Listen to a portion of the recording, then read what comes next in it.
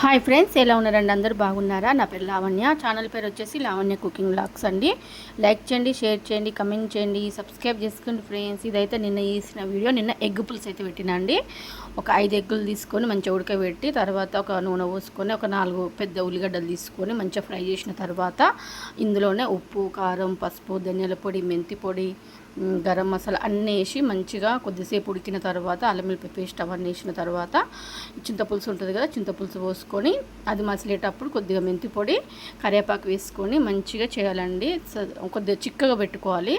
Same అసలు మనం చేపల కూర ఉన్నట్టే ఉంటుందండి, చాలా బాగుంటుంది. నిన్న నేనైతే ఎగ్ పులుసు పెట్టాను. నిన్న బుధవారం కదా, మేము ఇక నాన్ వెజ్ తింటాం కాబట్టి చికెన్ ఎందుకో తినబుద్ధి కాలేదు, ఊరికే చికెనే అవుతుందని ఎగ్ పులుసు చేయక బాగుంటుందని ఎగ్ పులుసు అయితే చేసిన అండి. కొంచెం మసిలేటప్పుడు ధనియాల పొడి, మన మెంతి పొడి వేస్తే అయితే చిక్కగా బాగా వస్తుంది.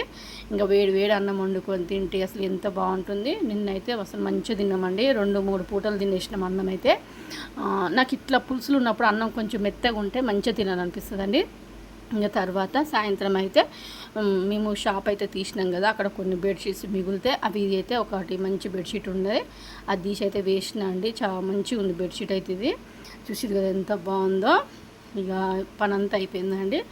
తర్వాత నైట్ కూడా ఎగ్ పులుసు ఉంది కాబట్టి రైసే తిన్నామండి. ఓకేనా ఫ్రెండ్స్, బాయ్ అండి, టేక్ కేర్.